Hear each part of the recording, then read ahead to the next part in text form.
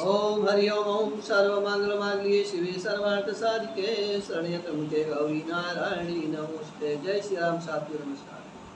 साथियों, आज मैं आपको देश की हमारी आज़ादी मतलब अर्थात 1947 के पूर्व एक सत्य घटना के आधार पर पात्रों के नाम, स्थान इत्यादि मैंने काल्पनिक कर दिए हैं, लेकिन यह घटना सत्य घटना पर आधारित है। कैसे एक आदमी, एक गरीब आदमी कितने बड़े साम्राज्य का मालिक बनता है अपने सत्कर्मों और अच्छे प्रयत्नों से। प्रयत्न किया गया मतलब उन्होंने अच्छे सत्कर्म किए, अच्छे काम किए जाए। तो साथियों, इसी बात पर आपको कथा सुनाने जा रहा हूँ जो आपके लिए प्रेरणादायक होगी और चमत्कारी घटना होगी। तो साथियों, यदि आप हमारे चैनल पर प्रथम बार उपस्थित हुए हैं अथवा हमारी वीडियो पहली बार देख रहे हैं तो कृपया एस्ट्रोलॉजर जेके राय की यूट्यूब चैनल को सब्सक्राइब करें और बगल में बेल घंटी भी प्रेस करें, जिससे हमारी बनाई वीडियो आपको प्राप्त हो सके और आपको अंक ज्योतिष में, वास्तुशास्त्र में, समान ज्योतिष में जो भी आपकी जानकारी की वस्तुओं में आपको वो चीज़ें बताता हूँ उसको आप देख सकें, सुन सकें और आप अपना काम कर सकें, प्रारंभ कर सकें। तो साथियों, आते हैं आप मूल विषय पर। तो साथियों, चंद्रसेन नाम के नगर में एक झम्मन लाल के छोटा मोटा व्यापारी रहा करते थे। उन्होंने उसी नगर के रहने वाले एक बहादुर लाल जो साहूकार से अपनी दुकान चलाने के लिए, अपना व्यापार सही रखने के लिए कुछ लोन उधार ले लिया, कुछ धनराशि उधार ले लिया। अब साथियों, किसी वजह से जो झम्मन लाल थे उनको व्यापार में घाटा हो गया, उनकी दुकान बैठ गई और समय पर वो अपना उधार चुकता नहीं कर पाए। तो साथियों, आपने देखा होगा, सुना होगा कि तमाम जो इस तरह सूद पर काम करते हैं वो तमाम दबंग लोगों को रखते हैं, लठाई रखते हैं, गुंडे रखते हैं। उसी तरह से ये हमारे जो सेठ जी थे बहादुर लाल, उनके भी 2-4-6 दबंग पहलवान, गुंडे इत्यादि उनके पास रहते थे।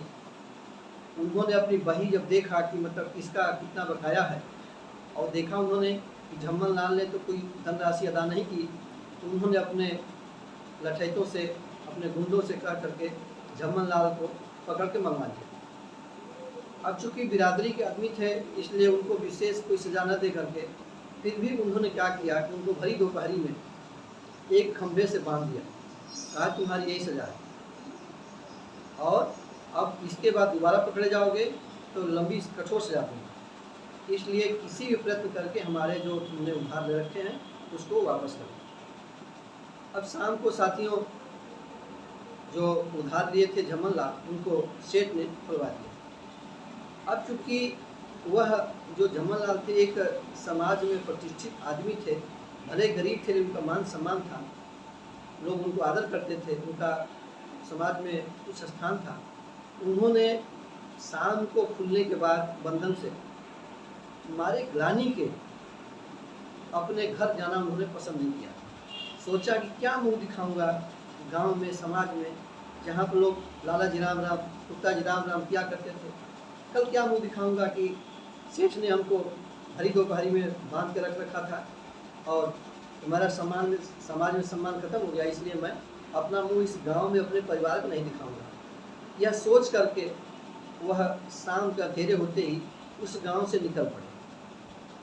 अब साथियों, उन्होंने एक अच्छा काम किया कि निकल पड़े तो कहीं रुके नहीं, जैसे रात में कहीं चले गए, सुबह उठते ही किसी गांव में पहुंचे तो वहाँ पर उन्होंने मजदूरी किया और मजदूरी करने के बाद उनको कुछ धनराशि जो मिली उससे अपना भोजन इत्यादि की व्यवस्था किया और जहाँ काम किया वहीं सो गए। इससे साथियों, सो के आराम करने के बाद पुनः वो व्यक्ति इसी स्थान पर एक जगह वो विशेष टिकते नहीं थे। 2-4 दिन बाद उस गांव से फिर प्रस्थान कर दिया। साथियों, इस तरह से करते करते काम करते और प्रस्थान करते वह व्यक्ति उत्तर प्रदेश, जो उस जमाने में संभवतः मध्य क्षेत्र कहा जाता था, अवध प्रांत कहा जाता था, वहाँ से चलते वह जो है आज का जो बर्मा है वहाँ पर वो धीरे धीरे पहुँच गए।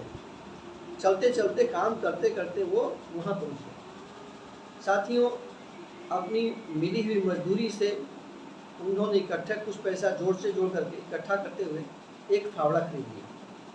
अब चूँकि उन्होंने देखा कि जो लोग फावड़े से विशेष काम कर रहे हैं उनको कुछ उसमें ज़्यादा मजदूरी मिल रही, इसलिए उन्होंने मजदूरी में वृद्धि करने के लिए एक फावड़ा खरीद लिया। अब साथियों, जब वो वहाँ पहुँचे बर्मा में, तो उन्होंने वहाँ भी काम करना शुरू किया, लेकिन अब वहाँ पर उन्होंने अपना अस्थायित्व तो एक तरह से बना लिया।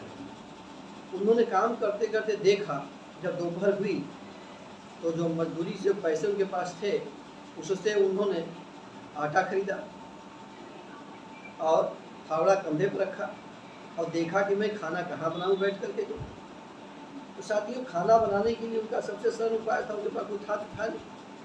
वो क्या करते थे कि गांव में, शहरों में, शहर का जो गांव में खेतों में उनको जो जानवरों के गोबर के, जो जानवर टहलने के लिए जाते थे, चरने के लिए जाते थे, तो कुछ गोबर लोग करते थे जानवर जो है, तो उन गोबरों से जो गोबर सूख जाते थे, उन्हीं गोबरों को, उस सूखी हुई लकड़ियों को इकट्ठा करके जो है और उसी पर आग लगाते थे और जो आटा खरीद करके अपने गमछे में ही उसको सान लेते थे और उसी से मोटी मोटी भोरियाँ बना करके और उसी आग पर वो सेक लेते थे और उसी से नमक मिर्चा शिदार से खा लेते थे।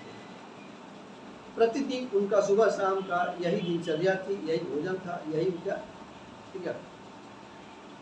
अब साथियों, एक दिन जब वो बर्मा में थे तो उन्होंने देखा कि दूर एक झोपड़ी दिखाई पड़ रही है खुले उसमें जगह में। तो उन्होंने सोचा चलो ये एकांत है, यहीं चलते हैं। तो वो अपना जो है फावड़ा और ख़रीदा हुआ आटा और गमछे में बांधा हुआ गोबर लकड़ी सब ले करके और उसी झोपड़ी में पहुंच गए। उन्होंने जाग क्या देखा कि झोपड़ी में एक वृद्धा औरत, वृद्धा माता थी, वो बैठी थी वहाँ पर। न इन्होंने वृद्धा से कुछ पूछा, न वृद्धा ने इनसे कुछ पूछा, लेकिन इन्होंने उसी स्थान में जा करके भोरियाँ बनाई और बगैर किसी औपचारिकता के, बगैर किसको जाए, उन्होंने उसमें से उन्होंने अगर 8 भोरियाँ बनाई थी तो 4 उस वृद्धा रूपी माता जी को ले करके उनके सामने रख दिया, माता भोजन करो। माता ने वो भोजन कर दिया। कोई नहीं पूछा तुम बेटा कौन हो, कैसे हो, कहाँ से आए हो, क्या काम है, कैसे तुम मेरे पास आए, कुछ नहीं, कोई वार्तालाप नहीं। उन्होंने जो बना के दिया तो माता, वृद्धा माता ने उसको ग्रहण कर लिया और उन्होंने फिर अपना भी खाया और विश्राम करने के बाद कंधे को फावड़े को कंधे पर रखा और चल दिए अपना काम। साथियों, अब उनके मन में एक अस्थायित्व तो आ गया कि मुझे अब इसी झोपड़ी में रहना है और अघोषित एक तरह से समझौता हो गया उस वृद्धा औरत रूपी माता और इनमें कि न वो इनसे कुछ पूछे न ये उनसे कुछ बताएं, लेकिन इनका दिनचर्या हो गई कि दोपहर में और शाम को भोजन बनाना है और माता को दे करके और अपने भी खाना है। प्रतिदिन इनका ये कार्यक्रम चल रहा है। अब साथियों, भगवान की ऐसी कृपा हुई, तो आप भगवान एक परीक्षा लेने के लिए आए, देखिए क्या होता है। बड़ी चमत्कारी घटना आपके सामने होने जा रही है। साथियों, एक दिन दोपहर में एक सन्यासी उसी झोपड़ी में पधारते हैं और अब भोरियाँ बनने से पहले अगर सन्यासी आते तो उनके हिस्से का अलग से बनाया जाता, लेकिन वो कितने संतोषी व्यक्ति थे।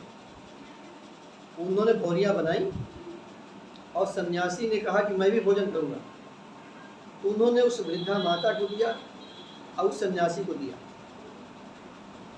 और दोनों को उन्होंने खाना खिला दिया जो बनाया था। अब अपने बेचारे पानी पी करके अब फावड़ा रखे कंधे पर चले गए काम।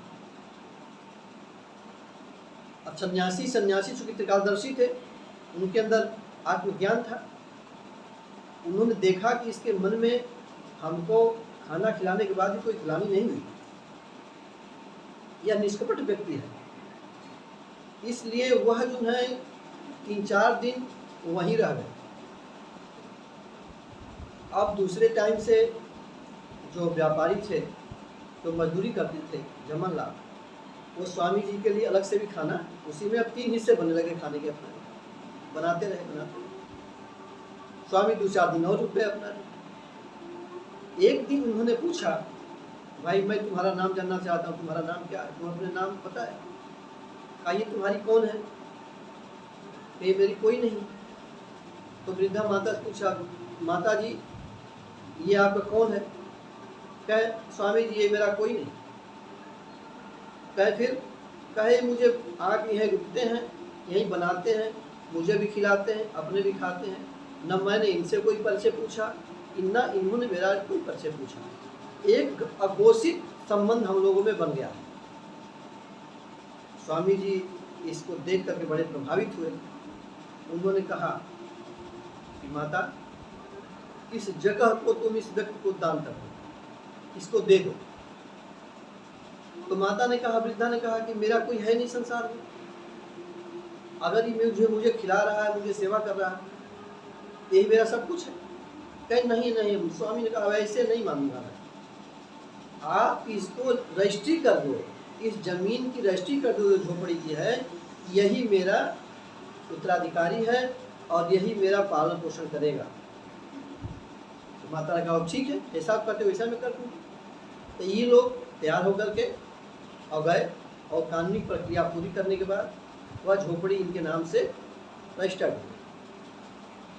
अब स्वामी जी ने कहा कि पुत्र मेरे जाने का समय हो गया, मैं चाहता हूँ कि तुम यहाँ पर एक कुआं खोदो। स्वामी जी ने कहा कि जो झोपड़ी तुमको ये दी है माँ ने, तुम अपने रहने का स्थान थोड़ा बगल में कर लो और यहीं एक कुआं खोदो। अब उससे जमनलाल जी ने कहा, स्वामी जी मैं तो दूसरों की मजदूरी करके अपना पेट पाल रहा हूँ, मैं कुआं कैसे खोद सकता हूँ, मेरे पास कहाँ पैसा है कुआं खुदवाने के लिए। तो स्वामी जी ने कहा कि अरे भाई तुम दिन भर 8 घंटे दूसरों के लिए गड्ढा खोदते हो, दूसरों की मजदूरी करते हो, तो 1 घंटा अपने लिए भी कर लो। मतलब जो तुम्हारे पास समय बचे तुम इसको खोदो, रोज खोदो, जो तुम्हारे पास समय बचे रोज खोदो। खोदने के बाद तुमको ईश्वर की आशीर्वाद प्राप्त होगा और तुम्हारे दिन अच्छे हो जाएंगे। इतना कह के स्वामी जी चले। अब स्वामी चूंकि वो व्यक्ति भक्त आदमी था, उन्होंने सोचा कि भाई एक सन्यासी ने मुझे कोई आदेश दिया है, कुछ परामर्श दिया है, तो मुझे ये कार्य करना चाहिए। उन्होंने शाम को समय, दोपहर के समय, चाहे 4 फावड़ा मारे, चाहे 6 फावड़ा मारे, 1 घंटा काम करे, आधा घंटा काम करे, लेकिन उन्होंने वहाँ कुआं खोदने की व्यवस्था प्रारंभ कर दी और धीरे धीरे होते होते वह कुआं काफ़ी गड्ढा हो गया। एक दिन संजोग से साथियों उस कुएं में फावड़ा मारते ही पानी की जगह पर तेल की खुशबू प्रकट हुई। अब तो इनके तो होश वापस उड़ गए, अरे प्रकृति मुझे क्या दे दिया। साथियों वहाँ पर वह तेल का कुआं बन गया, वहाँ पर तेल निकला गया। अब तो इनकी बल्ले बल्ले हो गई। अब तो साथ खाने की बातें क्या हुई, अब तो वहाँ पर तेल निकलने लगा और इनके जो शेठ जी झम्मनलाल थे, इनके दिन बहुर गए, इनके दिन ठीक होने लगे। अब साथियों जब लक्ष्मी आती हैं तो अपने साथ भी लक्ष्मी वृषिकती। अब झम्मनलाल ने अपने प्रयत्नों से, अपने मेहनत से एक कुआं खोदा था। अब जहाँ कोई जमीन ले करके अब कुआं खोदे वहीं तेल निकल जाए। साथियों ये झम्मनलाल के साथ साथ उस स्वामी का चमत्कार था, उस स्वामी की का आशीर्वाद था कि जिस व्यक्ति ने निस्वार्थ भाव से मेरी सेवा किया, उस वृद्धा की सेवा किया, उसका कल्याण होना चाहिए। इसलिए झम्मनलाल जी जहाँ जमीन खरीदे, जहाँ कुआं खोदे वहीं तेल निकल गए। इस तरह से धीरे धीरे उनके पास अथाह संपत्ति हो गई। बहुत बड़े आदमी हो गए। जैसे मैंने कहा कि फर्श से अर्श, इतना गरीब आदमी था जिसके पास कर्जा चुकाने के लिए पैसे नहीं थे, ब्याज देने के लिए पैसे नहीं थे, वो आदमी आज बड़े सेठ साहूकार बन गया और धनाढ़ व्यक्ति बन गया। जब उनके पास काफ़ी धन हो गया तो उन्होंने सोचा अब मुझे अपने गृहनगर को चलना चाहिए। अब साथियों, अब जैसा मैंने चर्चा किया, धन की कोई कमी थी नहीं, अथाह धन हो गया। उन्होंने अपने बड़ी सी गाड़ी खरीदी, उसमें नौकर चाकर सब ले करके और अपने घर पे पधारे। अब घर पे पधारे, अब सब देव गांव में जब घुसे तो देख के आश्चर्यचकित कि भाई इतनी बड़ी गाड़ी से कौन आया, कोई इनको पहचान तो था नहीं, सूट बूट टाई वाई वाले हो गए। अब साथियों बहुत बड़ा चमत्कार हुआ, घर में गए, पत्नी इत्यादि अपने बंधु बांधवों से मिले और थोड़ा सा विश्राम करके अब कपड़े चेंज करके सामान वेशभूषा में वो गए उस साहूकार के पास जिसने इनको बंधक किया था, जिससे इन्होंने उधार पैसे दिए। उन्होंने जा करके उनके चरणों में एक सोने का सिक्का भेंट किया और प्रणाम किया, कहा कि भगवान, मैं झम्मन लाल आपका पुराना जो कर्जदार था आपके सामने उपस्थित हुआ हूँ, आप बता दीजिएगा आपको कितना सब जोड़ घाट हुआ है, मैं आपका सारा कर्ज अदा कर दूँगा। अब तो उनके तो होशे उड़ गए, जो सेठ जी थे उनके होश उड़ गए। अरे भाई ये कौन कैसे आ गया, कितना बड़ा आदमी हो गया। धीरे धीरे उठ करके भूल ही चुके थे, लेकिन फिर याद आया। अब साथियों हमारे शास्त्रों में कहा गया है कि राजा के पास, गुरु के पास और मंदिर में जाइए तो कभी खाली हाथ मत जाइए। राजा के पास, गुरु के पास, मंदिर में जाइए तो खाली हाथ मत जाइए। आपके पास कुछ नहीं है तो एक श्रद्धा सुमन के रूप में फूल ही अर्पित करिए, लेकिन कुछ करिए, फूल अर्पित करिए, कोई जरूरी नहीं धन दौलत दीजिए। लेकिन चूंकि झम्मन लाल के पास कोई पैसे कमी थी नहीं, जब भी वो अपने साहूकार के पास मिलने जाते थे उनको भगवान तुल्य मान करके एक सिक्का भेंट करते थे सोने का। अब उस सेठ भी आश्चर्य के भाई तुम इतना मेरा रिगार्ड क्यों करते? कहीं भाई आप न मुझे सजा दिए होते और न मुझे आपने बांधा होता खंभे में, न मुझे आत्मग्लानि होती, न मैं घर छोड़ता और न ही मैं पैसे वाला होता। इसलिए हमारी वृद्धि में, हमारी संपन्नता में आपका भी योगदान है। और धीरे धीरे साथियों फिर दे करके बाद फिर वो अपना जाने लगे, वापस आते अपने काम पर। एक अब चूँकि जो सेठ जो थे कर्ज देते थे, धीरे धीरे उनकी हालत खराब हुई। तो साथियों उस जमाने में उन्होंने झम्मन लाल से कहा कि भाई तुम मुझे कुछ पैसे उधार दे दो। क्या चाहिए आपको, कितना? कहीं 1 लाख। तो साथी 1 लाख इसमें बहुत बड़ी कीमत, उन्होंने दे दिया और स्टाम्प पेपर में लिखा पड़ी हो गई कि ठीक है मैं इतने दिनों में इसको वापस कर दूंगा। अब चूंकि वो जो साहूकार था बहुत चालाक था, बहादुर लाल बहुत चालाक था। उसने कुछ दिनों के बाद उनसे कहा कि यार हम तुम्हारा कर्जा अदा करने में अपने को असमर्थ पा रहे हैं और मेरा अंतिम समय भी आ रहा है, मैं किसी दिन मर जाऊंगा, तुम्हारा बंधक लिए ही मर जाऊंगा, मैं तुम्हारा कर्जदार होते ही मर जाऊंगा और परलोक में भी मेरा खराब होगा। तो उन्होंने कहा कि नहीं कि ठीक है कोई बात नहीं, मैं अपना कर्जा माफ़ करता हूँ, जाइए, मैं नहीं आपसे कोई तगादा करूँगा। देखिए कितना बड़ा दिल वाला आदमी। तो उन्हें कहा, मैंने आपसे चर्चा किया कि बहुत चालाक व्यक्ति था साहूकार। उसने कहा अरे भाई ठीक थे, ये हमारी आपकी बात हो गई, आपने कर्ज माफ़ कर दिया, लेकिन आपके जो पुत्र होंगे हमारे पुत्रों से ज़बरदस्ती वसूलेंगे क्योंकि हमने लिखा पढ़ी किया, अनुबंध किया आपके साथ। तो झम्मन लाल चूँकि सहृदय आदमी थे, दयालु आदमी थे, उन्होंने कहा लीजिए आप क्यों परेशान हो जाए, आए घर से अपना स्टाम्प पेपर उनके सामने फाड़ लीजिए, मेरा कोई कर्ज नहीं, मैंने आपको कर्ज मुक्त कर दिया। साथियों इस कहानी से आप क्या सीखे, आपको क्या प्रेरणा मिली, ये तो आप स्वयं अपना अनुभव करेंगे, आकलन करेंगे।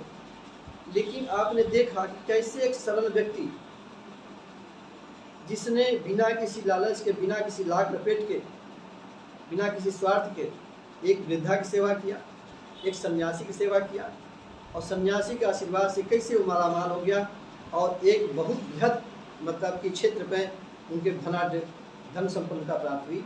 और जिसने उनको दंडित किया था, जो उनका घोर अपराधी था, आज के ज़माने में हम लोग क्या करेंगे, जिसने हमारे साथ कोई गलत व्यवहार किया है, हमारे पास संपन्नता होगी तो उसको हम बर्बाद कर देंगे। लेकिन उस व्यक्ति के अंदर नकारात्मक चीज़ें नहीं थी, सकारात्मक चीज़ें थी, क्योंकि विध्वंस का जो रिएक्शन होता है वो विध्वंसी होता है।